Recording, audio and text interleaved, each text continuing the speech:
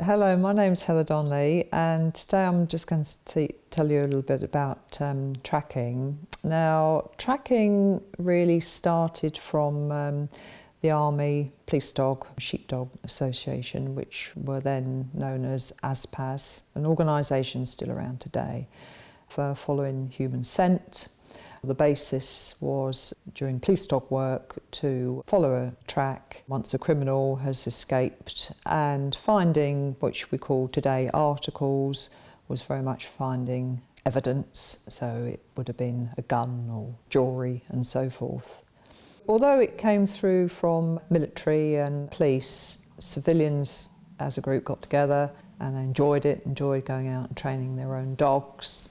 And the working trials was set up, which has been going for about 70 years. And the breeds involved have been German Shepherds and Collies and quite a few Labradors.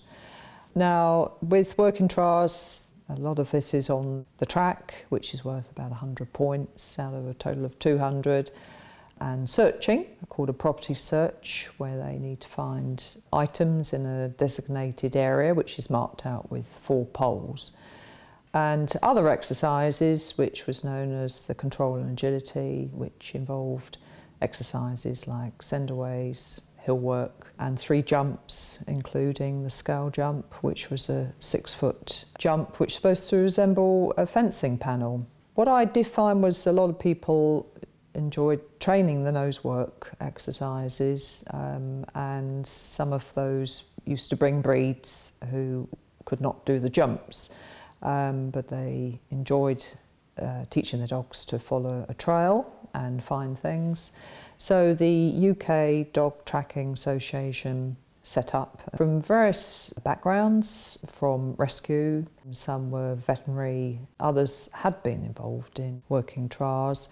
But the main focus was to offer an activity that dogs of any breed, any age could do, because it's a non-injurious sport, that would occupy them, because some of them, as I said, were involved in rescue, and the dogs were being brought back because they were too active and wanted something to do.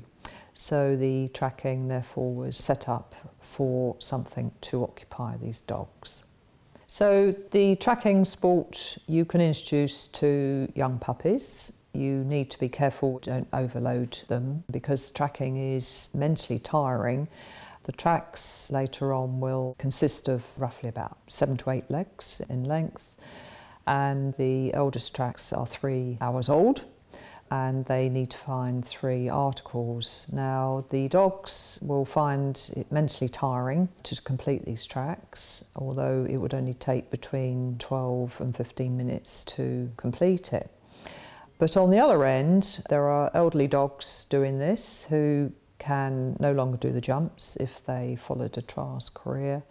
And in fact, the most recent dog only passed his first level 1 novice tracking test last two days ago, and he was 14 years old.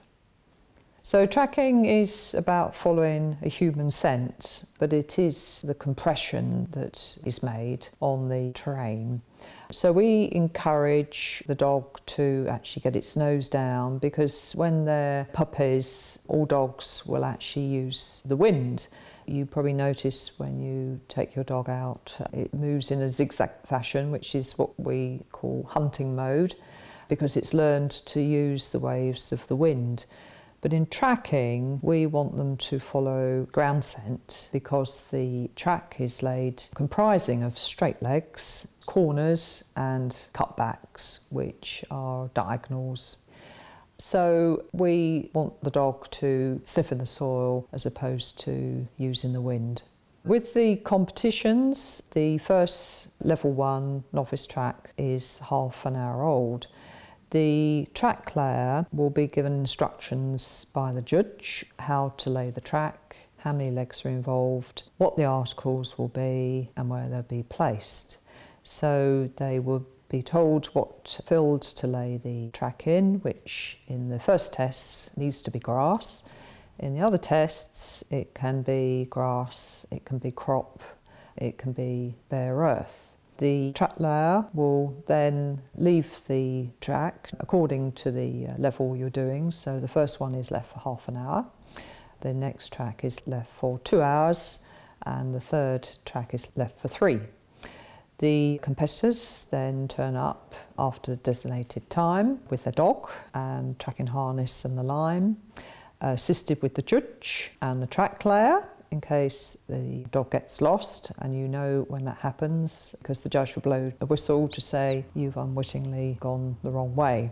You walk up towards the pole, and it is from that point, from the pole, the track can go in any direction.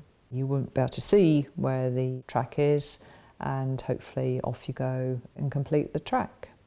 Part of the tracking is the dogs need to find articles. So on the first 2 tests, level 1, level 2, there are 2 articles, and on the third level, which is the expert tracking dog, there are 3.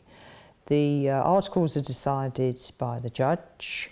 They should be the same for every competitor, although with the UK tracking dog they can be placed on any leg.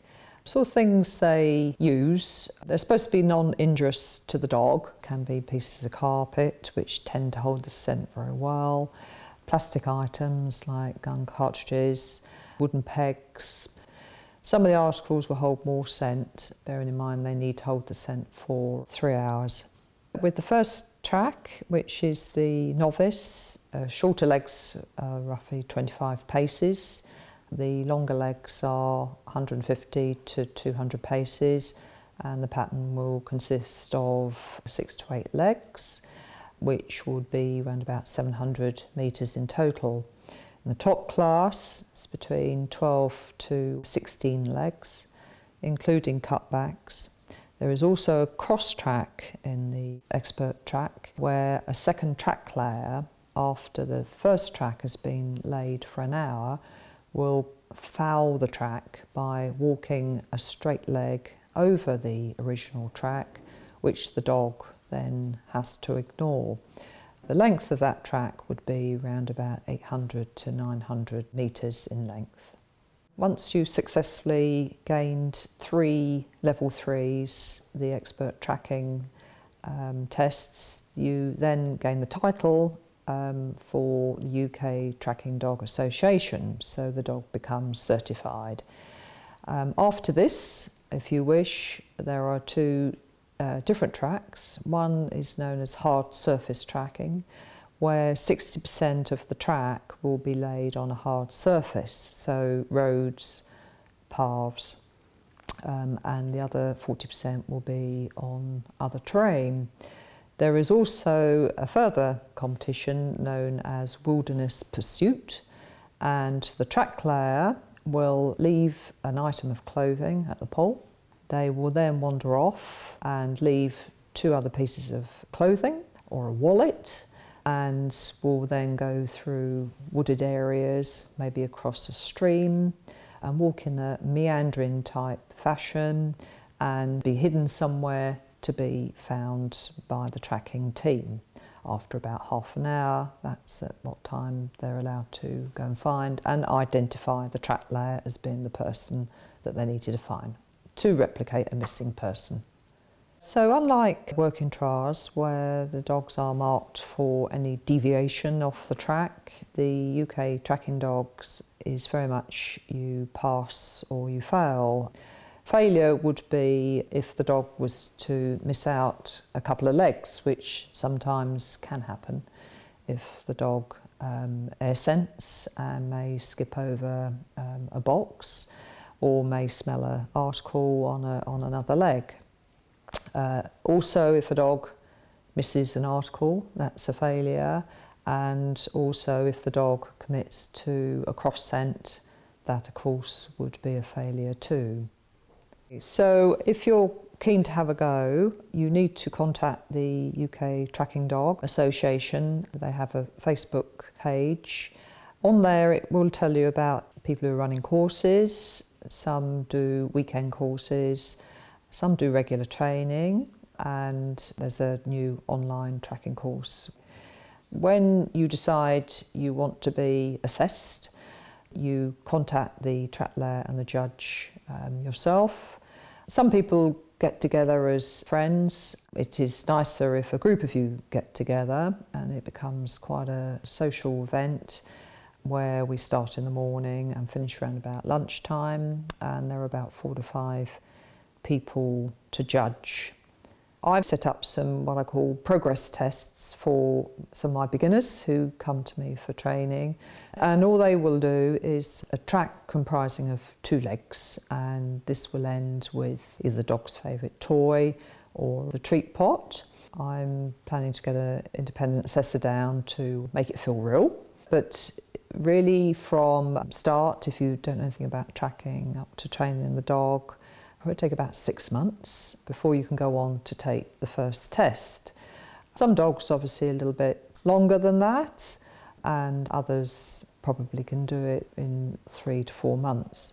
As you progress, the dogs need to gain experience in terms of what I call tracking miles, and you will need to start teaching them how to cope with tracks which are aged, where other people have walked on them before you put down the track, and finding various distractions and disturbances that have been left down by the wildlife. You can start off in the garden for the puppies and young dogs, but as you start to make the tracks longer and longer, you need to find ideally a field, grass field, farmer's field, in which to train. I've often found that there are farmers' fields, normally where there's a public right-of-way across. The farmers can be quite open to allowing you to train your dog. I often explain that they're under control, they're never let off the lead, and you're putting down a track and they often become quite interested. Other places you may want to try National Trust properties. A lot of those have public rights of way through them. And often I find behind the back of village halls, sometimes there's a bit of a ground. Often I send my husband down to the pub and he has a word with the local farmers, and that usually comes up trumps. I do know a lot of people who do use parks. Some of those tend to get up early in the morning and go before the main dog walkers tend to go. But I find that a lot of dog walkers tend to go around the perimeter, so I would do a lot of my training mainly in the middle.